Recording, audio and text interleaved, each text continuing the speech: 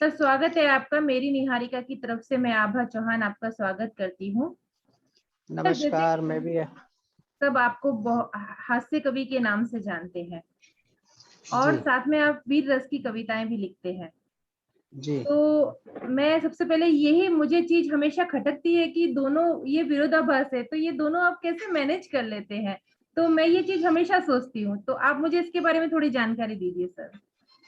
देखिए, मैं मूलतः वीर रस का कवि हूँ, ठीक है ना। और चूंकि संचालन करते करते और जो आज प्रत्युन्नति सिद्ध हुई और जो मैं हाजिर जवाब भी रहता हूँ या हास्य की कविताएं लिख लेता हूँ, ये तो माँ सरस्वती की अतिरिक्त कृपा है। तो मैं आपको जानकारी के लिए बता दूं कि मैं मुख्य रूप से वीर रस का कवि हूँ। गीत भी लिखता हूँ, गजलें भी लिखता हूँ, छंद भी लिखता हूँ, हास्य में, व्यंग में, ओज में, कुल मिला के मैं सब रस में लिख लेता हूँ। ये माँ भगवती का आशीर्वाद है। जी और मेरा ऐसा मानना है कि कवि किसी रस विशेष का कवि नहीं होता है, कवि सिर्फ कवि होता है। अब उस पे माँ सरस्वती कब क्या कृपा कर दे, उसके मन में कब क्या भाव आ जाए, बस उस भाव को अभिव्यक्त करने की जो उसकी पारंगत कला होती है या ये कहें उस पर कृपा होती है, बस वो उसकी एक छवि बन जाती है। अब जैसे हमारे कई बड़े कवि हैं जिनके हास्य कवि की इमेज है, लेकिन वो बहुत अच्छे गीत लिखते हैं। आपने माणिक वर्मा जी को सुना होगा। जी सर। माणिक वर्मा जी बड़े व्यंग्यकार थे, लेकिन मैं आपकी जानकारी के लिए बताऊं कि वो मूलतः शायर थे, गजलकार थे। ओहो। जब भी हमने प्यार से चिड़ियों को कुछ दाने दिए, इस नई तहजीब ने इस पर भी कई ताने दिए, जिंदगी चादर है धुलकर साफ हो जाएगी फिर, हमने इसमें इसलिए दो चार इसमें दाग लग जाने दिए। तो ये क्या बात। शेर माणिक वर्मा बड़े शायर थे। प्रदीप चौबे हास्य का इतना बड़ा नाम, इतने बड़े कवि, विश्व फेम, वर्ल्ड फेम, पूरी दुनिया में प्रदीप चौबे को जाना जाता था, लेकिन प्रदीप चौबे मूलतः शायर थे। उनका मैं एक शेर आपको सुनाऊंगा, जिंदगी भर आपको याद रहेगा। बड़े कैनवास का शेर और बड़े शेर कहने वाले कवि थे प्रदीप चौबे। उन्होंने कहा, वो तो देवताओं ने हड़प लिए वरना, वो तो देवताओं ने हड़प लिए वरना, फूल खिले थे तितलियों के लिए। वाह वाह सर, वाह वाह, बहुत खूब सर, आप बहुत। सोचिए कि हम उनको बाहरी रूप से हास्य कवि मानते हैं, लेकिन अंदर से वो गजलकार थे, गीतकार थे, बड़े संवेदनशील कवि थे। तो ऐसे ही मेरे साथ भी है। चूंकि मैं थोड़ा सा पुराना कवि हूँ, उम्र मेरी कम है, लेकिन मेरा काव्य यात्रा लंबी है, 32, 33, 34 साल मुझे करीब करीब मंच पर हो रहे हैं। तो इस कारण से हर रस में थोड़ा थोड़ा लिखने का। तो इस समय जो वीडियो वायरल हो रहे हैं वो हास्य के ज्यादा हो रहे हैं, तो लोग मुझे हास्य कवि मानने लगे। जी सर, जी सर, आपका नाम हास्य कवि के नाम से ही जाना जाता है। अगर हम सर्च भी करेंगे तो हास्य कवि शशिकांत यादव ही आता है। तो जी जी। ये एक अनूठा प्रतिभा है आपके अंदर कि आप हास्य और वीररस दोनों को समान रूप से लिखते हैं सर। ये सब माँ की कृपा है। देखिए, अपन तो क्या है, जो जो दिया है वो सब ईश्वर का दिया हुआ है, माँ सरस्वती का दिया हुआ है, अपने पूर्वजों का आशीर्वाद है, बड़े साहित्यकारों की कृपा है। उनको पढ़ते लिखते हैं थोड़ा बहुत, तो माँ जो दे देती है बस वो कह देते हैं। जी बिल्कुल, बिल्कुल सर। सर आपने कविता कब से लिखनी शुरू करी और कैसे, मतलब आपकी इच्छा हुई कि मैं कुछ लिखूं और कब से आपने शुरुआत करी सर? देखिए, मैं 24 अप्रैल 1973 को मेरा जन्म हुआ था एक सामान्य परिवार में, जहाँ पर कोई कवि नहीं था, कोई साहित्यकार नहीं था। मैं मेरे 10 भाइयों में तीन हमारे पिताजी के 3 भाइयों के, हम 10 भाई हैं, इसमें मैं अकेला पोस्ट ग्रेजुएट लड़का हूँ और सबसे छोटा हूँ। जी सर। और चूंकि जिस परिवार में था वहाँ शैक्षणिक स्तर भी सामान्य था, लेकिन चूंकि हमारे परिवार में थोड़ी स्थितियाँ ठीक थी पढ़ाई को लेकर, तो 73 में मैं पैदा हुआ। 31 अक्टूबर 1984 में श्रीमती इंदिरा गांधी की हत्या हुई। और बस इंदिरा गांधी की हत्या ने मुझे कुछ आंदोलित किया, उद्वेलित किया, और मैंने पहली कविता श्रीमती इंदिरा गांधी की हत्या पर लिखी थी और मैंने अपने स्कूल की बाल सभा में सुनाई थी। तब मेरी उम्र 11 साल की थी, 85 में सुनाई होगी मैंने। अक्टूबर में हत्या हुई थी, नवंबर दिसंबर, तो शायद मैंने 14 नवंबर को बाल सभा में, ये बाल कवि सम्मेलन में ये कविता सुनाई थी। और बस वहां से अनवरत जो सिलसिला चालू हुआ। तो और विरोधाभास देखिए कि मेरा परिवार संघ का परिवार है, आरएसएस का परिवार है, और आरएसएस के परिवार में श्रीमती इंदिरा गांधी की हत्या से कोई कवि उद्वेलित हो सकता है, आंदोलित हो सकता है, उसके मन में ऐसे भाव, क्योंकि मैं श्रीमती इंदिरा गांधी से बड़ा प्रभावित रहा हूँ। मेरे जीवन में 2 राजनेताओं ने बड़ा प्रभाव छोड़ा है। एक श्रीमती इंदिरा गांधी और दूसरे अटल बिहारी वाजपेयी। जी, जी, बिल्कुल। तो बस कविता वहां से प्रस्फुटित हुई और फिर उसी समय पर वेद प्रताप वैदिक जी द्वारा हिंदी बचाओ आंदोलन चल रहा था, 85-86 में शुरू हुआ था।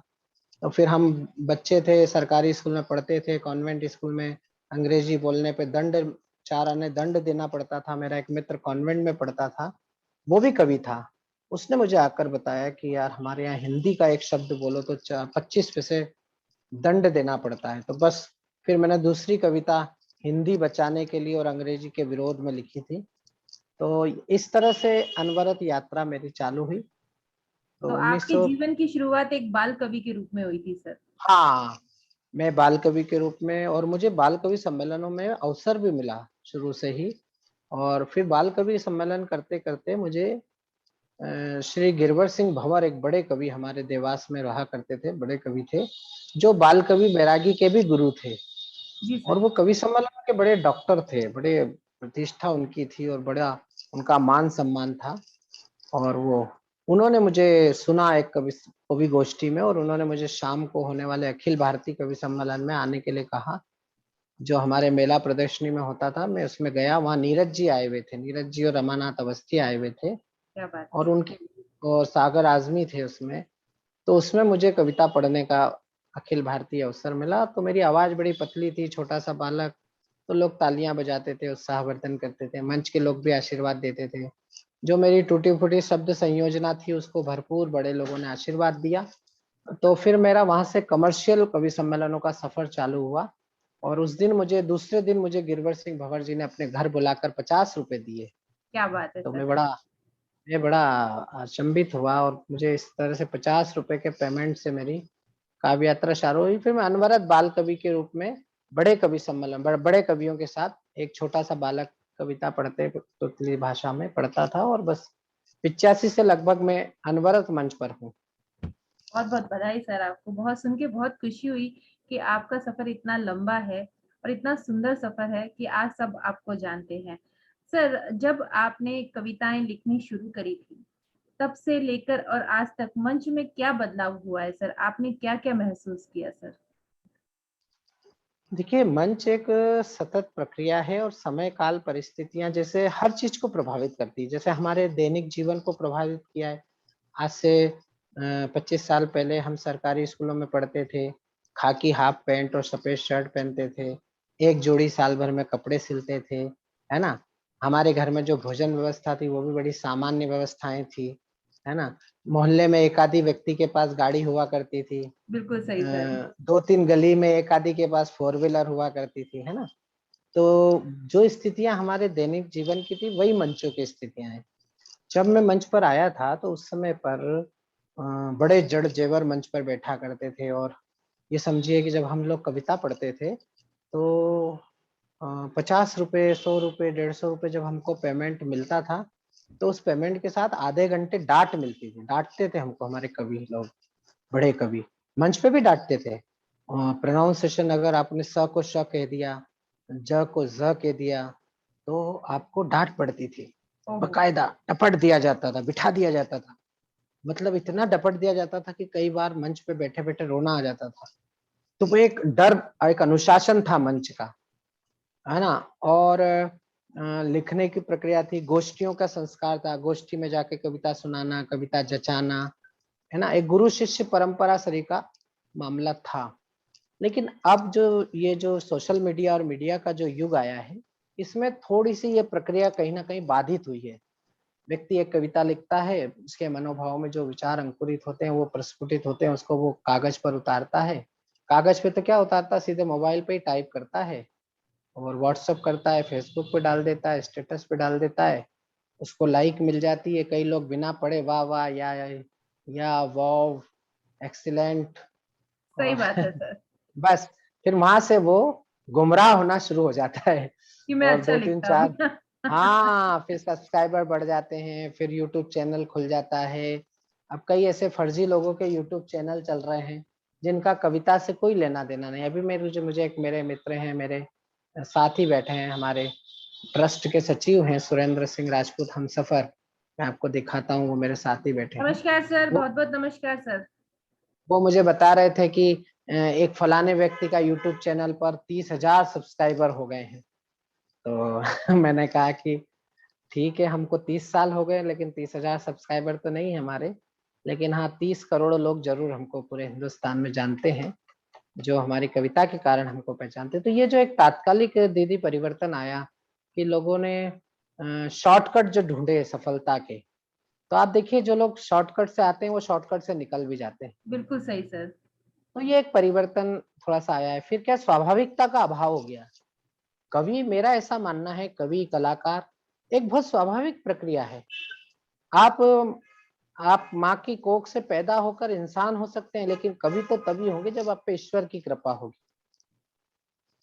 हमारे नीरज जी ने कहा है कि आत्मा के सौंदर्य का शब्द रूप है काव्य, मानव होना भाग्य है, कवि होना सौभाग्य। क्या बात है सर। कवि कवि ईश्वर और इंसान के बीच की एक कड़ी है, कवि कलाकार। क्योंकि जो इंसान सोचता है कह नहीं पाता, या जो भगवान है जिसको हम देख नहीं पाते, तो भगवान जो दिख नहीं रहा है और इंसान जो कह नहीं पा रहा है, उन दोनों चीजों को अगर कोई अभिव्यक्त कर सकता है तो वो कवि कर सकता है, कलाकार कर सकता है, कितनी सुंदर मूर्तिकार बात कर कही सकता सर है, आप। चित्रकार कर सकता है, संगीतकार कर सकता है।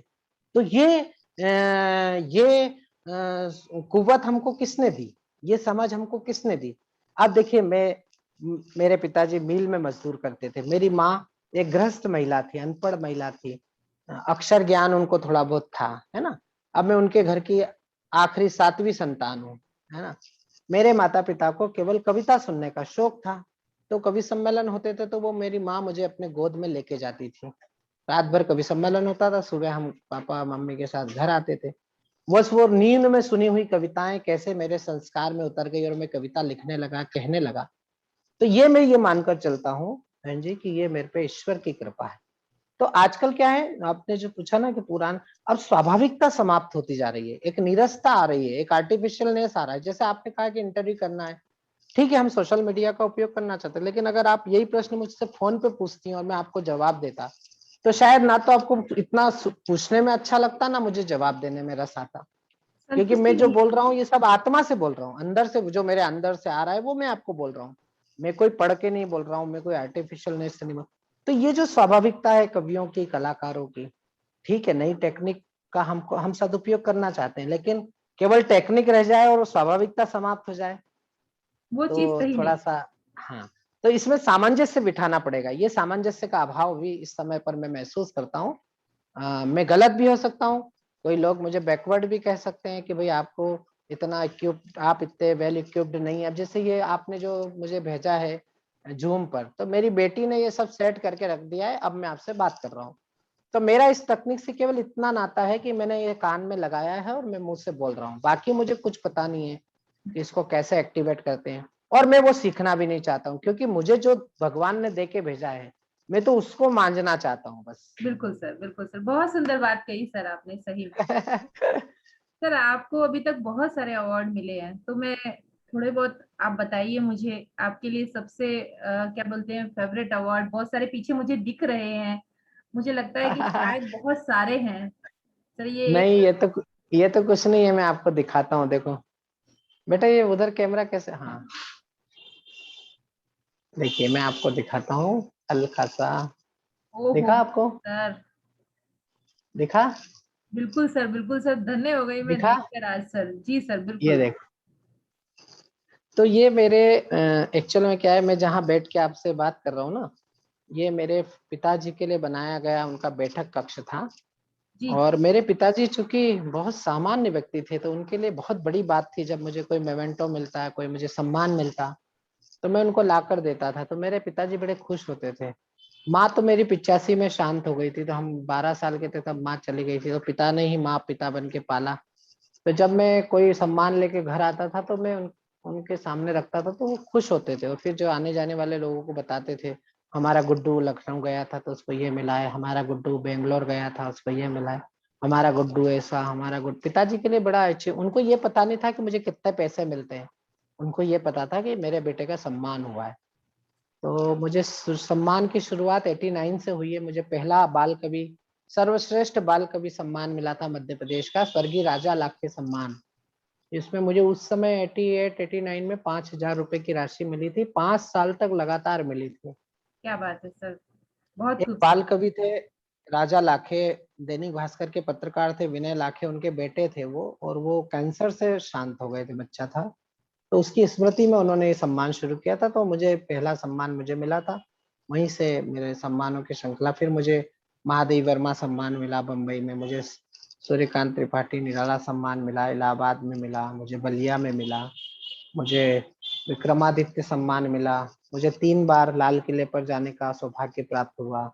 मैंने लाल किले के कवि सम्मेलन का संचालन किया, क्या बात है काव्य सर। पाठ किया। फिर मुझे देश भर में इतने, मेरे 32-34 साल में मैं बता नहीं सकता, मुझे अनवरत बहुत सम्मान मिले।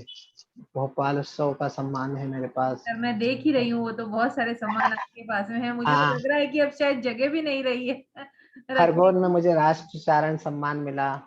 अभी मुझे गीत गौरव एक सम्मान मिला है। मुझे मैयर माँ शारदा का जो तीर्थ है, आपको कभी ध्यान होगा, सतना के पास मैयर एक स्थान है, जी जी। वहाँ का कीर्तिमान सम्मान मुझे मिला, बड़ा प्रतिष्ठित सम्मान है। तो लखनऊ में मुझे राज्यपाल सम्मान, स्वर बेला सम्मान मिला 2007 में। तो बहुत सारे, मेरठ में मुझे क्रांति धरा सम्मान मिला है, मंगल पांडे की स्मृति का सम्मान, बहुत सारे सम्मान है। लेकिन सबसे ज्यादा सम्मान तो ये है कि लोग दिलों से प्यार करते हैं। आपने हमें ढूंढा, जयपुर से आदरणीय राकेश शर्मा जी ने मुझे ढूंढा, मुझसे बात करने की जिज्ञासा व्यक्त की। तो हमको तो देखिए, ऊर्जा तो ये चीजें देती हैं कि लोग जब हमको ढूंढते हुए आते हैं, तो लगता है कि नहीं, कहीं हमारी आवश्यकता है, इस ये तो आपका बड़े बड़प्पन है। अखिल ब्रह्मांड में हमारा भी तो कोई एक कण मात्र, रज मात्र कोई अस्तित्व है। क्योंकि देखिए, बड़ा बड़ा प्लेटफॉर्म है कविता का, बड़ा प्लेटफॉर्म है कलाकारों का, बड़ी एक अनंत यात्रा है, इसमें अनवरत विद्यार्थी होकर रहना पड़ता है। जी आप बिल्कुल। कभी सिद्ध नहीं हो सकते, प्रसिद्ध तो हो जाते हैं, प्रसिद्ध तो बहुत लोग हो जाते हैं, प्रसिद्ध तो वो लोग भी, बार बालाएं भी हो जाती हैं जो कपड़े उतार कर नाचती हैं। लेकिन सिद्ध होने में जो साधना लगती है, उस साधना की अनवरत यात्रा पर हम लोग अग्रसर हैं। और जब आप सरी के लोग उसमें कहीं हमारा उत्साहवर्धन करते हैं, हमारी बात को रेखांकित करते हैं, तो मैं बता नहीं सकता कि हमारी ऊर्जा 2 गुनी नहीं, 10 गुनी नहीं, 100 गुनी हो जाती।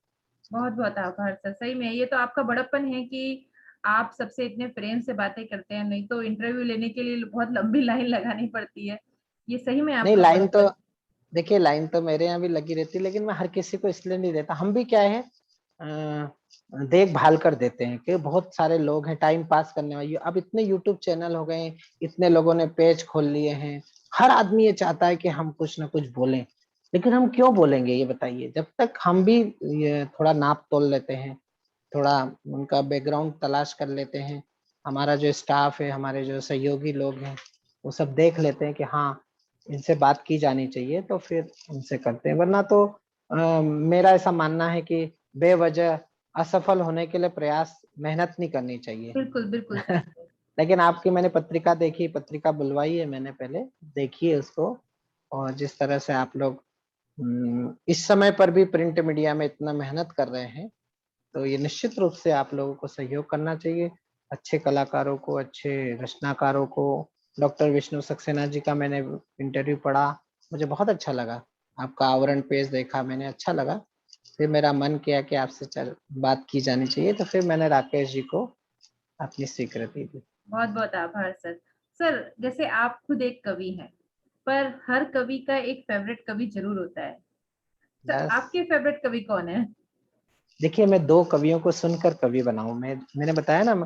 अब मेरा जैसे एजुकेशन क्या हुआ है मालूम है आपको? मैंने 12th तो मैथमेटिक्स से किया, बड़ी मुश्किल से।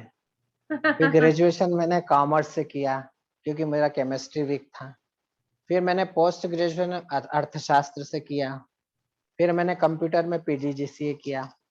तो हिंदी से मेरा बस उतना ही नाता था जितना अंग्रेजी से था।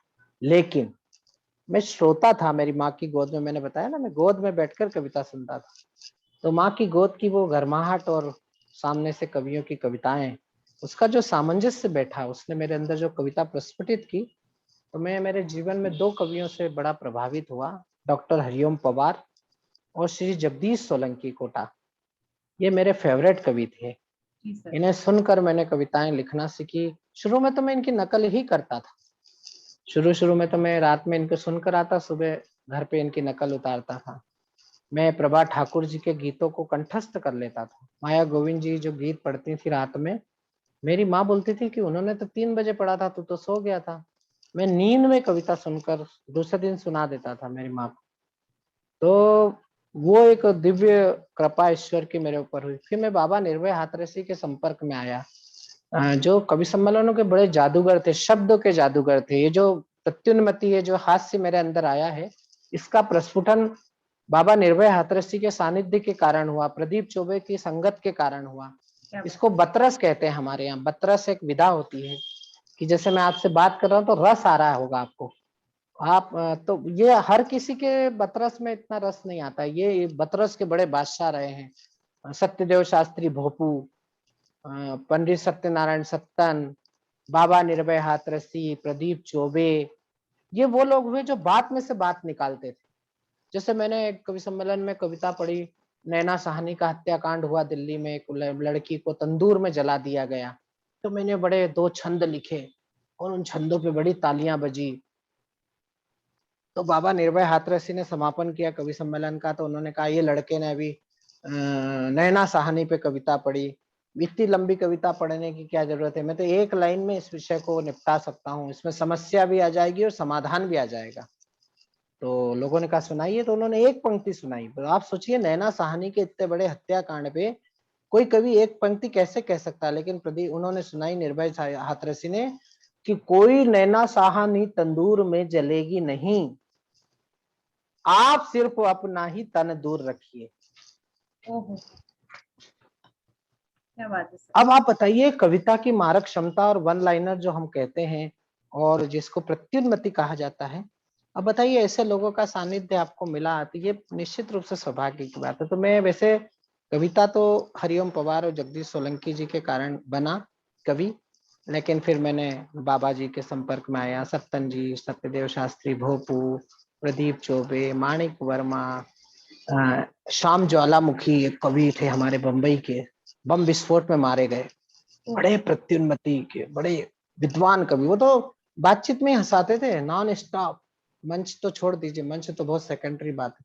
तो ऐसे लोगों का बड़ा वो कहते हैं ना कि बुजुर्गों के आपके पांव सानिध्य दाबे में। हैं तब ये फन आया है। तो ये सब उन लोगों की कृपा है। बहुत सुंदर सर, बहुत सुंदर। सर आपके परिवार में कौन कौन है सर?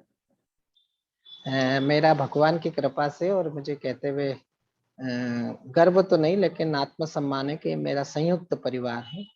मेरे परिवार में शुरू में तो मेरी माताजी, मैंने बताया 85 में चली गई थी। हम 5 भाई बहन हैं, फिर हम बड़े हुए, फिर हमारे भाई की शादी हुई। तो अब आज इस समय मेरे परिवार में मैं हूँ, मेरी श्रीमती है, मेरे 3 बच्चे हैं, 2 बेटी है, 1 बेटा है। बड़ी बेटी मेरी जबलपुर कॉलेज से MBBS कर रही है और छोटी बेटी मेरी 11th में है, वो लॉ की तैयारी कर रही है। मेरी भाभी माँ है घर में, मेरे घर की मुखिया हैं भाभी माँ। हम उनके सानिध्य में पूरा परिवार रहता है। पिताजी 2016 में हमको छोड़ के चले गए। उसके बाद अब हमारे परिवार की मुखिया हमारी भाभी हैं, जिनको हम माँ, हमारी भाभी है भी है, माँ भी है। और उनकी 3 बेटियां थी, उन 3 बेटियों की हमने शादी कर दी, वो सब अपने अपने ससुराल में हैं। और अब अभी हम इस समय पर इतने लोग रहते हैं। पिताजी बहुत सुंदर 2016 में बात है चले सर गए। कि आप अभी भी संयुक्त परिवार में रहते हैं। आजकल जनता हाँ इतना भाग दौड़ में लगी हुई है, और अभी तो ये कोरोना ने और सोशल डिस्टेंसिंग जो है लाइफ में ला दी है, और आप हाँ, इतने कठिन समय में भी सब लोग साथ में रहते हैं। बहुत धन्य है सर आप और आपका परिवार। लेकिन कोरोना में सोशल डिस्टेंसिंग तो जरूरी है, लेकिन दिलों की डिस्टेंसिंग नहीं रहेगी तो ही कोरोना से बचा जा सकता है। आज मैं ये मानकर चलता हूँ कि कोरोना सरी के भयावह संकट काल में भी अगर हम लोग कहीं निराश नहीं हुए, कहीं हताश नहीं हुए, तो उसका कारण परिवार है और संयुक्त परिवार है। क्योंकि संयुक्त परिवार में एक दूसरे की हिम्मत जो काम करती है, निश्चित रूप से वो कोई दवा, कोई इलाज, कोई वैक्सीन काम नहीं कर सकती। बिल्कुल सर। सर मैंने सुना है कि आपने अपने पिताजी के नाम पर कोई अवार्ड देते हैं और वो किस प्रकार से हाँ। देने के लिए लोगों को चुनते हैं, उसके बारे में मैं ज़रूर जानना चाहूँगी सर।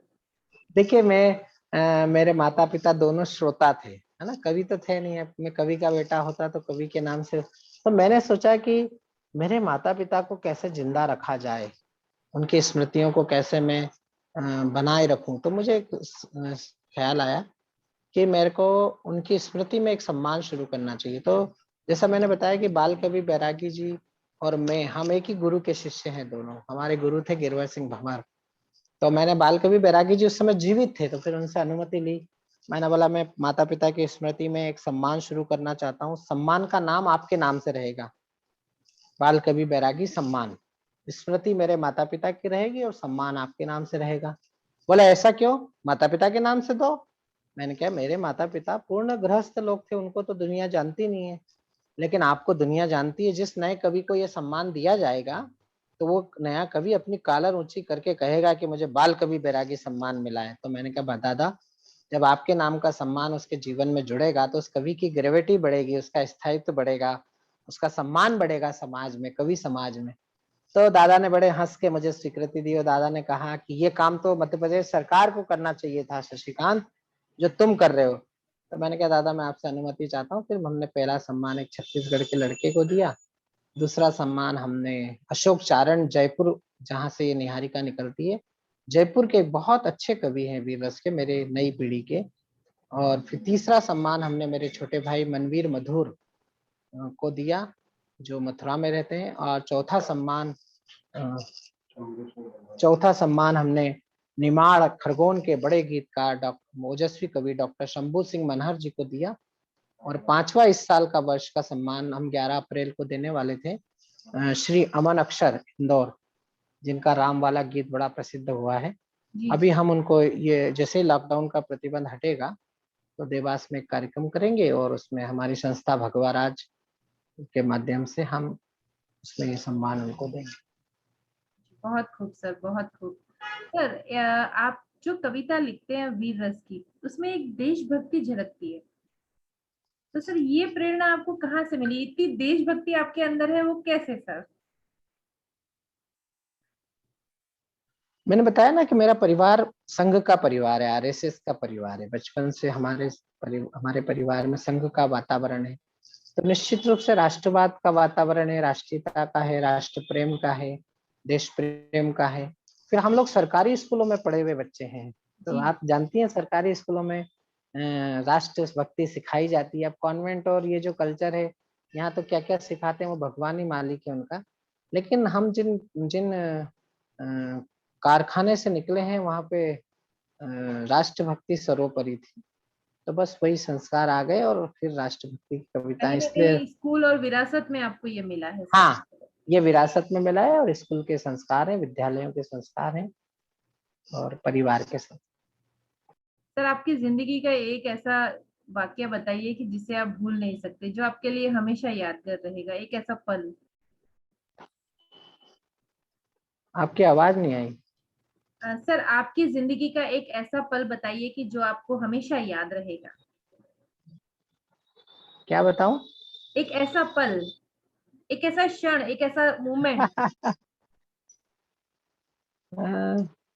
ऐसे बहुत सारे पल हैं, अब इतनी लंबी यात्रा है। लेकिन मैं जब लाल किले के कवि सम्मेलन का संचालन करने के लिए खड़ा हुआ, तो उस समय पर दामिनी कांड हुआ था। दामिनी, वो बच्ची के संग बुरा व्यवहार हुआ था, दिल्ली की बस में बड़ा विभत्स कांड हुआ था। उसके बाद का वो लाल किले का कवि सम्मेलन था। तो जब मैं संचालन करने के लिए खड़ा हुआ, माननीय अशोक चक्रधर जी के सानिध्य में और उदय प्रताप जी की अध्यक्षता में मेरे संचालन में, और आदरणीय शीला दीक्षित जी थी शायद, और पूनम वालिया जी बैठी हुई थी, संस्कृति मंत्री दिल्ली सरकार की। और कार्यक्रम शुरू हुआ और मैंने बस शुरू किया। उसी भीड़ में से लोग, 3-4 लोग खड़े हुए अलग अलग जगह से, और दामिनी को न्याय दो, कवियों हमारे साथ आओ, दामिनी को न्याय दो। और उन्होंने कुल मिला के, वो प्रायोजित कार्यक्रम लग रहा था। तो मैंने 2 बातें कही। मैंने कहा देखिए, एक तो हम दामिनी के जंग जो बुरा व्यवहार हुआ, उसके समर्थक लोग नहीं है, उसका विरोध करने वाले लोग हैं, पहली बात। दूसरी बात, हम जज नहीं है जो उनको फांसी देंगे, फांसी तो उनको कानून की प्रक्रिया ही दे सकती।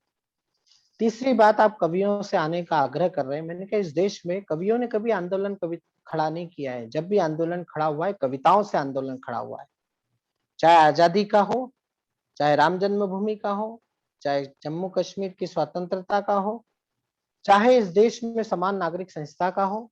कोई भी आंदोलन अगर खड़ा होगा या भ्रष्टाचार के खिलाफ हो, तो उस कविताओं से होगा, कवियों से नहीं होगा। कवि तो निमित्त मात्र है, लेकिन कविताएं, वंदे मातरम क्या है, कविता ही तो है। सारे जहां से अच्छा हिंदुस्तान हमारा, कविता ही तो है। जनगण मन, कविता ही तो है। सिंहासन खाली करो कि जनता आती है, दिनकर की कविता ही तो है। दिनकर जी तो हर जगह नहीं जा सकते, लेकिन कविता हर जगह जाती है। तो जब मैंने ये बात कही, तो वो जो उग्र आंदोलन था, वो उसी समय दब गया, और जो चेहरे पर सब बड़े लोगों के तनाव आ गया था, वो तनाव रिलीज हुआ। और फिर मैंने वहां से कवि सम्मेलन को ग्रिप में लेके और फिर उसको जो निकाला, वो मेरे जीवन का एक अद्भुत और अविस्मरणीय पल है, जो मुझे बार बार याद आता है। और मुझे उस दिन शब्द की ताकत भी महसूस हुई कि अगर शब्द को सलीके से, सामर्थ्यवान तरीके से स्तुत्य और प्रस्तुत किया जाए, तो शब्द निश्चित रूप से काम करते हैं। जिस शब्द से महाभारत हो सकती है, उस शब्द से महाभारत शांत भी हो सकती बहुत सुंदर बात कही सर आपने। सर, आप अभी और ऐसा कोई काम रह गया है कि जो आप करना चाहते हैं लाइफ में? ऐसा कोई काम बाकी रह गया है आपके लिए कि जो आप आगे करना चाहते हैं? है। देखिए, मैं बहुत सारे काम इस समय पर कर रहा हूँ। मैं कविता के साथ साथ मैं राजनीति में सक्रिय हूँ। मैं राजनीति के साथ साथ सामाजिक क्षेत्र में सक्रिय हूँ। सामाजिक क्षेत्र के साथ साथ मैं धार्मिक क्षेत्र में सक्रिय हूँ। मैं संतों महंतों के साथ मिलकर समाज के नैतिक मूल्यों के हो रहे पतन को कितना हम रोक सकते हैं। मुझे नवाज देवबंदी का एक शेर याद है कि अच्छा तो होता आग बुझाने में मरते हम, अफसोस है कि जान बचाने में मर गए। तो वाह! हम सबकी जिम्मेदारी है कि अगर हम थोड़ा थोड़ा प्रयास करेंगे, तो मेरा ऐसा मानना है कि अभी मुझे बहुत काम करना है। अभी तो मेरी बेटी डॉक्टर बन जाए, एक बेटी को जज बनाना है, फिर बेटे को क्रिकेटर बनना चाहता है, उसको क्रिकेटर बनाना है। 3 जिम्मेदारियां तो ये पारिवारिक हैं। फिर मैं जिस संस्था में काम कर रहा हूँ, उस संस्था की जिम्मेदारी है। जिस पार्टी में काम कर रहा हूँ, उस पार्टी की जिम्मेदारी है। और सबसे बड़ी जिम्मेदारी है कविता की। मैं कविता को आंदोलन की तरह जीता हूँ। मैं कविता मेरा मिशन भी है और कविता मेरा प्रोफेशन भी है। कविता से मैं अर्थोपार्जन भी करता हूँ, लेकिन कविता के नैतिक मूल्यों के लिए संघर्ष भी मैं ही करता हूँ मंच पर। मैं किसी भी प्रकार की ना अनुशासनहीनता करता हूँ, ना अनुशासनहीनता बर्दाश्त करता हूँ। तो मेरा ऐसा मानना है कि अभी तो सफर शुरू हुआ है, अभी बहुत कुछ करना बाकी। अभी ये तय नहीं किया है कि क्या करना है, लेकिन करना बहुत कुछ है। और जो जो ईश्वर कराता जाएगा, वो करते जाएंगे। बहुत सुंदर। सर, आप आगे जो कवि हैं, जो नए कवि हैं, उनके लिए कोई संदेश देना चाहेंगे सर? आपकी आवाज नहीं आ रही, एक मिनट। तो कनेक्शन लूज है। सर, जो नए कवि हैं, उनके लिए आप कोई संदेश देना चाहेंगे सर? हाँ, क्यों नहीं देना चाहिए। नए कवियों से हम एक ही बात कहना चाहेंगे कि हालांकि देखिए, नए कवि, बहुत प्रतिभाशाली कवि आ रहे हैं, बहुत टैलेंटेड कवि आ रहे हैं, बहुत लबरेज आशा और उत्साह से लबरेज कवि आ रहे हैं। उन्हें सुनो तो लगता है कि यार, हमने तो क्या घास काटी है इतने दिन, जो इन बच्चों ने काम कर दिया है, जो ये बच्चे लिख रहे हैं, है ना। तो जी सर। ये तो एक सुखद पहलू है इसका कि हमारी नई पीढ़ी में बहुत अच्छे ऊर्जावान कवि आ रहे हैं, अच्छे कवि आ रहे हैं। मुझे तो रश्क होता है उन्हें सुनकर। कई बार तो मुझे आत्मावलोकन करने की भी इच्छा होती है कि अ, हमसे अच्छा लिख रहे हैं, हमसे अच्छा पढ़ रहे हैं, हमसे अच्छी प्रस्तुति है।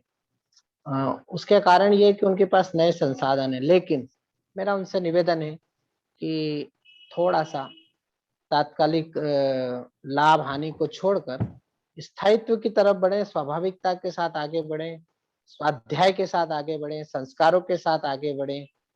और मैं भी हूँ ये तो ठीक है, लेकिन मैं ही हूँ, ये जो भाव कहीं ना कहीं आ रहा है।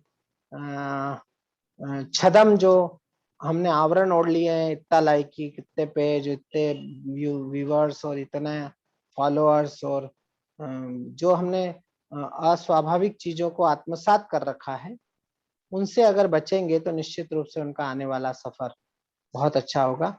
हमारे पुराने कवि कहा करते थे कि जितना साल आपको स्थायित्व प्राप्त करने में होते हैं, क्योंकि देखिए एक सिचुएशन पॉइंट के बाद तो हर व्यक्ति, आप किसी भी पहाड़ पे चढ़ेंगे तो आपको चढ़ के कहीं ना कहीं तो उतरना भी पड़ेगा ना। बिल्कुल सर। तो जब चढ़ते जाएं तो ऐसे संसाधन पैदा करते जाएं कि जब आप उतरें तो आपके ऊपर फूलों की वर्षा हो। ऐसा ना हो कि आप जब उतरें तो आपसे कोई नमस्ते भी ना करे। तो ये जो स्वाभाविकता है, ये जो मौलिकता है, जो ये स्वाध्याय की प्रक्रिया है, इससे इसको आत्मसात करते रहें और आगे बढ़ते रहें। अच्छा पढ़ें, खूब अच्छा लिखें, हमसे अच्छा लिखें, हमारे आने वाली पीढ़ी पुराने कवियों से अच्छा लिखें, क्योंकि नया तो नया ही होता है, लेकिन फिर भी पुराना भी पुराना ही होता है, ये कभी ना भूलें। तो वो है ना? कहावत है, नया 9 दिन पुराना 100 दिन, वो कहीं हद तक सही हाँ, है। और मैं इस हमारे बात से डॉक्टर राहत इंदौरी साहब ने कहा है कि पहले बरसों आना जाना पड़ता है, तब जाकर के हाथ खजाना पड़ता है। तू बिल्कुल भी सर। फल का दावेदार निकल आया बेटा, पहले पेड़ लगाना पड़ता है। वाह वाह सर, तो वाह, क्या बात है तो इस सर। संस्थान को, इस कविता के संस्थान को बचाने के लिए हम सबको थोड़ा थोड़ा अच्छा, स्वाभाविक और पॉजिटिव, सकारात्मक प्रयास भी करते रहना चाहिए, ताकि एक अच्छा वातावरण, एक अच्छी विरासत हम छोड़कर जाएं। बिल्कुल सर। सर, मैं आपसे एक बात शेयर करना चाहती हूँ सर। मैं भी थोड़ा बहुत लिखती हूँ जी। कविताएं, बट ये है कि मैं गुजरात में रहती हूँ, तो हमारे गुजरात में हिंदी को इतना मोटिवेशन नहीं मिलता है। तो वो आप कहीं ना, गुजरात में कहाँ रहती मैं अहमदाबाद से हूँ सर, मैं अहमदाबाद से हैं? बात कर रही हूँ सर आपसे। तो बस यही है, मैं भी थोड़ा बहुत लिखती हूँ, और बस आप जैसे लोगों से बात कर कर मुझे बहुत प्रेरणा मिलती है। आज मुझे बहुत अच्छा लगा। मैं एक गुजारिश है आपसे कि आप कुछ अपनी पंक्तियां मुझे सुनाएं अंत में। इसी के साथ मैं बस आपसे बहुत बहुत धन्यवाद कहूंगी। आप अपनी पंक्तियां देखिए जरूर। गुजरात में बहुत कवि सम्मेलन होते हैं, हिंदी के लिए बहुत काम भी हो रहा है। अहमदाबाद में खुद साल में 3-4 बार आता हूँ। जी जो स्टेडियम में जो सबसे बड़ा कवि सम्मेलन होता है, जिसमें माननीय नरेंद्र मोदी जी भी आते हैं, जी। आते रहे हैं मुख्यमंत्री रहते हुए, उस कार्यक्रम में भी मैंने 2-3 बार संचालन भी किया है। तो ऐसा नहीं, अब तो वर्ल्ड, पूरा दुनिया मुट्ठी में आपके आ गई है मोबाइल के माध्यम से, इसलिए अब वो समस्या नहीं है। जी आप सर। जुड़े रहिए और हम लोगों के संपर्क में रहिए, जो कुछ बिल्कुल हमसे सर। बन पड़ेगा आप भी कोई हम हमारे लोग। लायक रास्ता हो, कुछ हो तो जरूर बताइएगा, जी कोई जी। अवसर हो तो। अब मैं अभी मैं अहमदाबाद आने वाला हूँ इसी महीने में, तो मैं आपसे मिलना भी चाहूंगा, अपन मिलेंगे, मैं आपको बताऊंगा कुछ बिल्कुल सर। टिप्स, कुछ रास्ते। बिल्कुल सर। अभी मैंने 2-3 दिन पहले एक फेसबुक पर एक पंक्ति डाली थी, मैं वो सुनाता हूँ आपको कि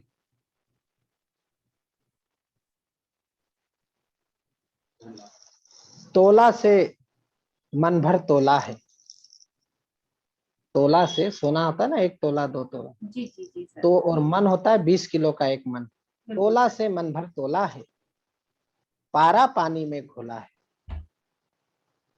तोला से मन भर तोला था, पारा पानी में घोला था, कीड़े सब बाहर निकले हैं, चुटकी भर तो सच बोला। क्या खूब सर। आपने मतलब, कहते हैं ना, थोड़े से में बहुत कुछ कह दिया सर। बहुत सुंदर सर, कीड़े सब बहुत। बाहर निकले हैं, हाँ, कीड़े सब बाहर निकले हैं, चुटकी भर तो सच बोला था। 2 कदम में चला, अभी पूरा सफर बाकी है। 2 कदम में चला, अभी पूरा सफर बाकी है। बस्ती से गुजरा हूँ, जंगल का सफर बाकी। वाह वाह। तेरी हस्ती को जमाने का कोई खौफ नहीं, जान लो माँ की दुआओं में असर बाकी। बहुत खूब सर, बहुत खूब। फूल की खुशबू को मुट्ठी में छुपाते क्यों हो, गैर के हिस्से पे हक खुद का जताते क्यों हो। जिसकी झोली में जो है वो उसी की रहमत है, उसकी पूंजी पे ताला खुद का लगाते। क्या बात है सर, अति सुंदर सर। और निहारिका शायद मुझे लगता है कि महिलाओं की पत्रिका है। हाँ सर, महिलाओं की है, पर महिलाओं के लिए नहीं है, सबके लिए अच्छा। है। हमारी तो कोशिश ये रहती है कि हर वर्ग के लोगों के लिए कुछ ना कुछ लिखा जाए सर। भारतीय नारी तू चरित्र की पुजारी, यदि गिरा तेरा मान जग मान घट जाएगा। भारतीय नारी तू चरित्र की पुजारी, यदि गिरा तेरा मान जग मान घट जाएगा। सीता के सतीत्व से ही धरती फटी थी, यदि गिरा ये चरित्र आसमान फट जाएगा। रावण की मानसिकता को दोष देना नहीं, रावण की मानसिकता को दोष देना नहीं, पार लक्ष्मण रेखा की तो दुष्ट हर जाएगा। मांग के सिंदूर संग सौदेबाजी की अगर तो नैना सहानी सा ही तंदूर निकल जाएगा। बहुत सुंदर सर, बहुत सुंदर, बहुत सुंदर सर। भारतीय नारी जब त्रिशला बनी है तब दुनिया को महावीर नाम मिल पाता है। जीजा माता शौर्य संस्कार के जगाती हैं तो शिवाजी को राष्ट्रीय स्वाभिमान मिल पाता है। क्या बात। देव की यशोदा जो दुलारती है कान्हा को तो दुनिया को प्यारा ब्रज धाम मिल पाता है। कैकई कौशल्या तपती है जब तपस्या में तो दुनिया को पूजने को राम मिल पाता है। बहुत खूब सर, बहुत खूब, बहुत हमारी क्या खूब। जिम्मेदारी है? हम भी आधी आबादी हैं, आप भी आधी आबादी हो, लेकिन एक दूसरे के पूरक हैं। लेकिन हमारी जिम्मेदारी क्या है कि लाखों नए नाए तपी राजनीति के तंदूर, हम प्रेरणा की शीतल धार बन जाएंगे। विधि के विधान ने कुरूप कई चेहरे किए, हम उजड़ी मांगों के श्रृंगार बन जाएंगे। इंद्र के पापों की सजा ना कोई अहिल्या भोगे, हम तारणहार श्री राम बन जाएंगे। द्रौपदी के चीर पे दुशासन की हो नजर तो हम लाज राखन घनश्याम बन जाएंगे। वाह वाह वाह वाह सर, वाह वाह वाह वाह, बहुत सुंदर सर। कौन कहता है नारी भारत में अबला है? कौन कहता है नारी भारत में अबला है?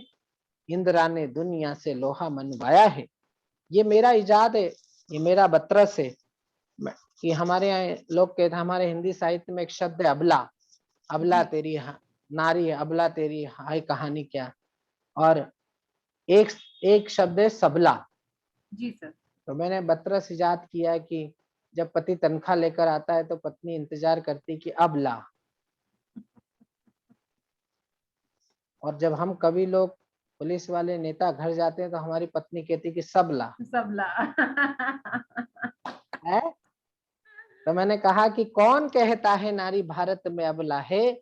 इंदिरा ने दुनिया से लोहा मनवाया है, माया ने मुलायम और उमा जी ने दिग्गी राजा, सुषमा जी ने दुनिया में फिर झंडा फहराया है। शोक में अशोक जी वसुंधरा के कारण है, सोनिया ने मनमोहन से देश चलवाया है। अच्छे अच्छे अच्छे अच्छे पहलवान पति बिना बन सके, प्रतिभा ने राष्ट्रपति बन के दिखाया।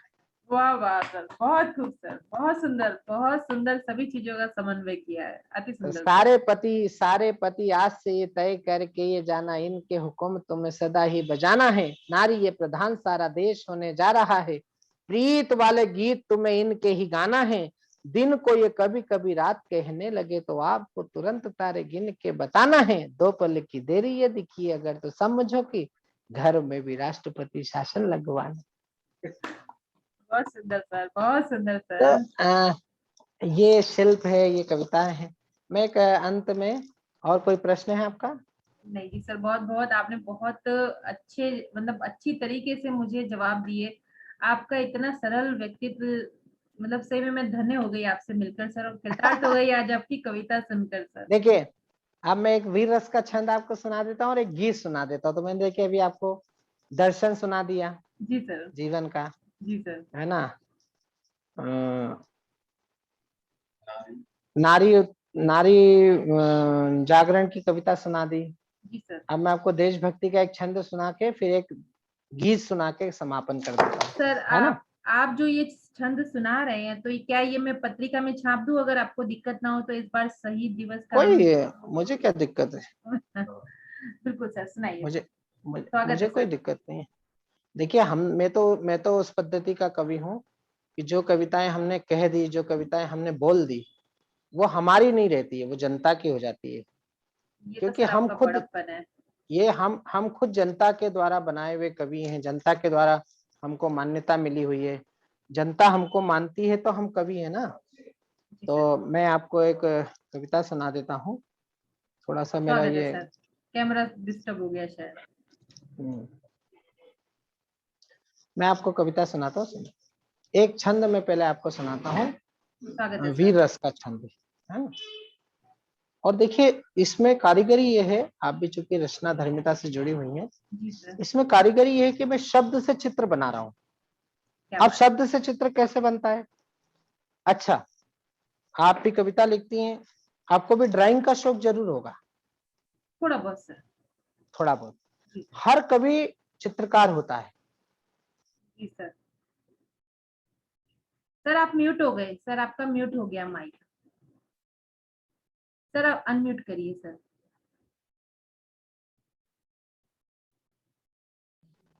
Yes sir. अगर आप चित्रकारिता में, चित्रकारी के प्रति थोड़े बहुत भी आसक्त नहीं है, तो समझ लीजिए कि कविता के संस्कार कहीं ना कहीं अंदर से कमजोर है जी ना। सर। जी सर। तो मैं एक छंद आपको, देखिए शब्द की कारीगरी कैसे होती है। एक चित्र बना रहा हूँ, अब चित्र में किसका बना रहा हूँ ये आपको बताना है, ठीक है ना। जी जी सर, कोशिश मैं करूंगी सर। बनाता हूँ, सुनिए।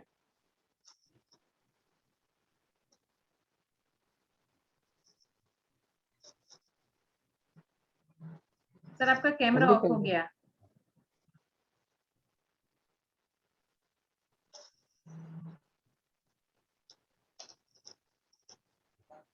जी सर आप दिख रहे हैं। कि आजादी की आग थी जो अंतस में जाग उठी ज्वाला, जागी देश की जवानी थी। कि आजादी की आग थी जो अंतस में जाग उठी ज्वाला, जागी देश की जवानी थी। पीठ पे बंधा था लाल, शौर्य से सजा था भाल, भाल देश का ना झुके बात की दीवानी थी। और मान सम्मान स्वाभिमान को मिली चुनौती, चुनौती स्वीकारी नारी शक्ति की रवानी थी। और दांत में लगाम दोनों हाथ तलवार थामे, ऐसा लगा रानी स्वयं चंडिका भवानी थी। दांत में लगाम दोनों हाथ तलवार थामे, ऐसा लगा रानी स्वयं चंडिका भवानी थी। तो दुनिया को परिवार, अब एक चित्र और बना रहा हूं, अब इसको पकड़ना। कि दुनिया को परिवार मान कर जिए सदा, मेल जोल से ही नया मेल मिल गया है। दुनिया को परिवार मान कर जिए सदा, मेल जोल से ही नया मेल मिल गया है। आपने बुझाए सदा रोशन चिराग जहां, हमें आस्था से भरा तेल मिल गया है। और मित्रता के घाटी जरा कान खोल सुन लेना, राम जी के बेटों को राफेल मिल गया है। और देश शक्ति से चलेगा जैसे को तैसा मिलेगा, मेरी दिल्ली को नया पटेल मिल गया है। देश शक्ति से चलेगा जैसे को तैसा मिलेगा, मेरी दिल्ली को नया पटेल मिल गया है। और चूंकि आप अहमदाबाद से हैं, इसलिए मैं छंद आपको एक शब्द चित्र और बनाता हूं। कि जंग घन घोर हुई, आजादी की भोर हुई, राष्ट्रवादी ध्वज लहराया था पटेल ने। कि जंग घन घोर हुई, आजादी की भोर हुई, राष्ट्रवादी ध्वज लहराया था पटेल ने। जाति पंथ भाषा भेदभाव सब भूल कर, एकता का बिगुल बजाया था पटेल ने। और देश को बनाने का ये दावा करे कोई यहाँ, भारत को भारत बनाया था पटेल ने। वो कुछ उन्मादी आनाकानी करने लगे तो कान को मरोड़ समझाया था पटेल ने। कुछ उन्मादी आनाकानी करने लगे तो। अब मैं गीत आपको सुनाता हूँ, गीत जरूर छापिएगा निहारिका में, अगर जगह हो आपके पास जरूर मेरे जरूर इंटरव्यू के सर, साथ। बिल्कुल सर, आनंद आ और गया बल। और जो चित्र, मेरे छाया चित्र जो आप छापे, तो वो मुझे एक बार दिखा लीजिएगा कि कौन से आप छाप रहे हैं। सर छाया चित्र अगर आप मुझे व्हाट्सअप कर देंगे तो हाँ अच्छा मैं रहेगा। कर दूंगा आपको, जी है ना। सर। आपका नंबर भी अभी सेव कर लूंगा मैं, और कर भी दूंगा, और अहमदाबाद आए है तो ना। मुझे मिलने का मौका जरूर हाँ दीजिएगा। हाँ जरूर जरूर। अब मैं आपको एक गीत सुनाता हूँ, आप भी लिखती होंगी गीत। सर थोड़ा बहुत लिखती हूँ अभी, मतलब आपके, तो मैं क्या बोलते हैं, चरण धूलि समान भी नहीं हूँ, बट कोशिश करती हूँ सर। नहीं नहीं, आप हमारी बहन है, बहनों के चरणों की धूली सदा हमारे भाइयों के माथे पे रहती है, भले ही वो छोटी हो या बड़ी हो। तो हम तो छोटी बहनों से भी पैर नहीं छुआते, उनके पैर छूते हैं। सर मैं आपने गीत मुझे आपको सुनाता बहन बोल दिया, वही बहुत बड़ी बात है सर। हूँ। नहीं नहीं, आप हमारी बहन हैं ही। सुनिए गीत सुनाता हूँ। कि आसमां से आंसुओं तक, अरे भाई तुम ये दबाने के समय ये तो देखा करो क्या दबा रहे हो, खूब सही।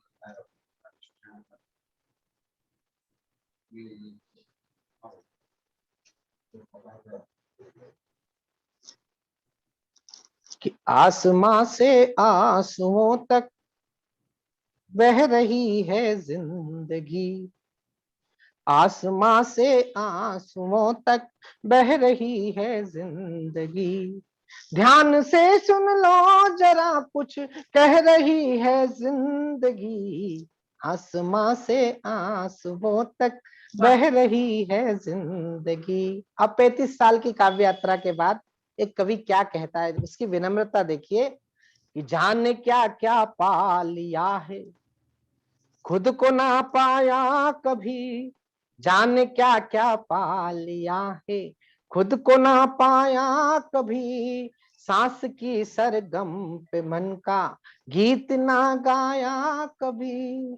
चाहतों की राह पर जो भी मिला दो चार पल, मुड़ गया अपनी डगर वो कुछ हमारे साथ चल। चलते वाह, चलते दूर कितने आ गए खुद से निकल।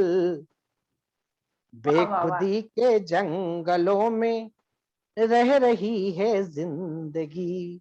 बेखुदी के जंगलों में रह रही है जिंदगी। ध्यान से सुन लो जरा कुछ कह रही है जिंदगी। बहुत खूब। आसमां से आंसुओं तक बह रही है जिंदगी। बहुत खूब। दूसरा बंद सुनेगा कि जो भी हिस्से में मिला था, जो भी हिस्से में मिला था वो भी औरों का हुआ। जो भी हम कवियों का, कलाकारों का, आपका, हमारा जीवन क्या है। लोग हमारी बजी हुई तालियां और ऑटोग्राफ और सेल्फी से बड़े, और यूट्यूब चैनल पे, और हमारा इंटरव्यू छपेगा तो इसके बाद हमारी बाहरी जो आवरण की जो, ये समझ लीजिए कि जो अभिव्यक्ति, उससे बड़े प्रभावित रहते हैं, लेकिन उनको पता नहीं कि ये हमने किस कीमत पर पाया है। बिल्कुल कि सर। जो भी हिस्से में मिला था वो भी औरों का हुआ। जिसको अपना मानते थे वो भी गैरों का हुआ। लाभ हानि यश ये अपयश सब विधि के हाथ है। जानते हैं सत्य फिर भी क्यों वहम के साथ है। साधा है हमने सभी को, साधा है हमने सभी को, फिर भी खाली हाथ है। वाह, वाह, वाह। कामनाओं की अगन में, कामनाओं की अगन में दह रही है जिंदगी। बहुत खूब। कामनाओं की अगन में दह रही है जिंदगी। ध्यान से सुन लो जरा कुछ कह रही है जिंदगी। आसमां से आंसुओं तक बह रही है जिंदगी। अंतिम स्पर्श और अंतिम चरण कि जो हमारा था हमारा होके कितने दिन रहा। अभी कोरोना काल को याद करिएगा, जी कई बिल्कुल। मित्र ऐसे हैं जिनसे हमने बात की और दूसरे दिन पता लगा कि वो नहीं रहे। कि जो हमारा था हमारा होके कितने दिन रहा। जो हमारा था हमारा होके कितने दिन रहा। सांस गिनती की बची तू जाने क्या क्या गिन रहा। वाह, वाह, वाह, वाह। जिंदगी का सार गति है, ध्यान से चलना हमें। तम के बादल को हरा कर दीप सा जलना हमें। व्यर्थ के संताप छोड़ो, व्यर्थ के संताप छोड़ो, व्यर्थ के संताप छोड़ो। वाह, वाह, वाह। प्यार में ढलना हमें। बहुत खूब, बहुत खूब। जिंदगी से दूर कितनी रह रही है जिंदगी। जिंदगी। जिंदगी से दूर कितनी रह रही है जिंदगी। ध्यान से सुन लो जरा कुछ कह रही है जिंदगी। आसमां से आंसुओं तक बह रही है जिंदगी। बह रही है वाह, जिंदगी। वाह, वाह, वाह सर, बह बहुत रही खूब, है बहुत खूब। जिंदगी। जितना सुंदर आपका व्यक्तित्व है सर, उतनी ही बुलंद और सुंदर आपकी आवाज है सर। बहुत खूब सर। आप बहुत सुंदर सब गाते हैं सर। सब माँ सरस्वती की कृपा है। मैंने कहा ना, अपना कुछ भी नहीं है, इसलिए जो है सब उसका है, उसने दिया है झोली भर के, तो उसको संभाल कर रखे हुए हैं और उसको आगे ले जाने का प्रयास कर रहे हैं। इसमें बिल्कुल ईश्वर सर। सफलता दे, बस यही उससे बिल्कुल कामना सर। है कि भगवान कुछ इतना सामर्थ्य दे दे कि जो झोली में दिया है उसको सहेज कर, संभाल कर इस अनवरत अनंत यात्रा पर जाने के पहले अपनी आने वाली संतति को एक अच्छी उज्जवल विरासत सौंप कर जाएं। ये हर व्यक्ति का एक, मेरा मानना है कि सपना होता है, संकल्प होता है। वही संकल्प मेरा भी है और आप सभी के लोग इस सफर में हमारे साथ रहेंगे तो निश्चित रूप से लड़ाई सबको मिलकर लड़नी है। नैतिक मूल्यों की गिरावट के खिलाफ समाज में कोई एक व्यक्ति खड़े होने से कुछ नहीं होगा। डॉक्टर कुंवर बेचैन ने कहा है, हाथ से है सावधानी क्या करे, इतने शोलों पे भला दो बूंद पानी क्या करे, क्या करे। इस वतन के वास्ते कुछ फर्ज अपने दोस्तों, तुम ही बताओ एक अकेली राजधानी क्या करे। क्या करे। तो एक अकेली राजधानी की जिम्मेदारी नहीं, एक अकेले व्यक्ति, संस्था, पत्रिका, अखबार, टीवी चैनल, प्रधानमंत्री, मुख्यमंत्री की जिम्मेदारी नहीं, 130 करोड़ भारतीयों के परिवार के हर नागरिक की जिम्मेदारी है, हर परिवार के सदस्य की जिम्मेदारी है कि हम इसको विश्व गुरु के सर्वोच्च शिखर पर पुनर्स्थापित करें और विश्व बंधुत्व का जो भाव लेकर भारत जीता है उस भाव को आत्मसात करते हुए सृष्टि का कल्याण हो, इस भावना के साथ हम सब अपने अपने प्लेटफॉर्म पर काम करें। इन्हीं मंगल शुभकामनाओं के साथ मैं आपको आभार व्यक्त करता हूं और मुझे बहुत अच्छा लगा आपसे बात करने में। और जहां तक हम लोगों ने प्रत्यक्ष जो बात की उससे ज्यादा अच्छे बातचीत हो पाई। एक्चुअल में क्या है, मुझसे आर्टिफिशियल कुछ भी नहीं हो पाता है। मैं इंटरव्यू भी उन्हीं लोगों को देता हूँ जिनके प्रश्न अच्छे होते हैं। कई बार मेरे यहाँ इंटरव्यू लेने लोग आए और मैंने एक प्रश्न के बाद उनको नमस्ते कर दी, क्योंकि उनके पास कोई दृष्टि नहीं होती है। दृष्टि होना बहुत जरूरी है। पर हाल आपसे बात करके बहुत अच्छा लगा और मेरी शुभकामनाएं हैं। राकेश भाई को विशेष आभार और सबसे ज्यादा आभार आपको कि आपने इतनी आत्मीयता के साथ मुझसे बात की। सर मुझे ऐसा लगा ही नहीं कि मैं किसी और अजनबी से बात कर रही हूँ। मुझे तो ऐसा लग रहा है कि सही में आप मेरे बड़े भाई ही हैं और मैं आपसे बिल्कुल एकदम घर की तरह ही बात कर रही हूँ। मुझे बहुत अच्छा लगा मुझे सर भी आपसे अच्छा बात लगा करके। आपसे, आपकी आत्मीयता और आपकी सादगी, आपकी सौम्यता, आपकी सरलता। हमारे परिवार की बहन बेटियां, हमारी नारी शक्ति, हमारी आदि शक्ति, हमारी पराम्बा जगदम्बा सीता ऐसी ही होनी चाहिए, गार्गी ऐसी ही होनी चाहिए। ये समाज ऐसी महिलाओं के कारण आगे आएगा। मैं आप बात नहीं मानेंगी, मैं धर्म के नाम पर तुष्टिकरण और लिंग के नाम पर तुष्टिकरण का बहुत प्रबल विरोधी हूँ। मेरी ऐसी मान्यता है कि नारी के अंदर एक स्वाभाविक नेतृत्व क्षमता होती है, उसे उभरने दीजिए, उसे समाज में आने दीजिए। उसको आपको अतिरिक्त तुष्ट करने की जरूरत नहीं, वो अपना स्थान खुद बना लेगी।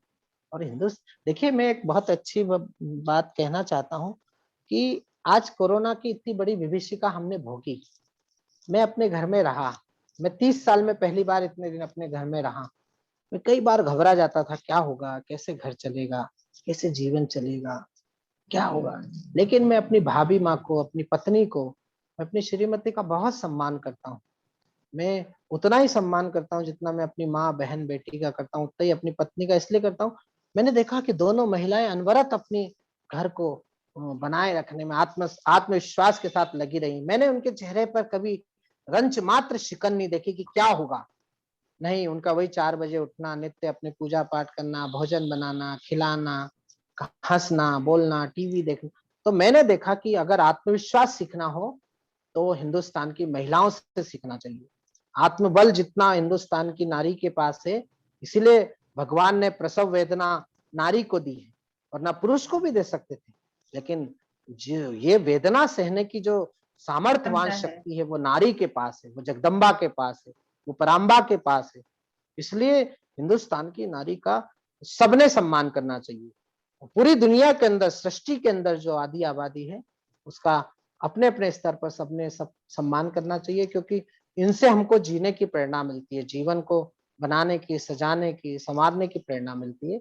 मैं तो बहुत मुग्ध हूँ आज आपसे मिलके, मुझे अच्छा लगा। मेरी बहुत आपने धन्यवाद सुबह सर, बना दी। आभार आपका सर। हृदय धन्यवाद, तल से आपका आभार सर। धन्यवाद सर, नमस्कार। Thank you.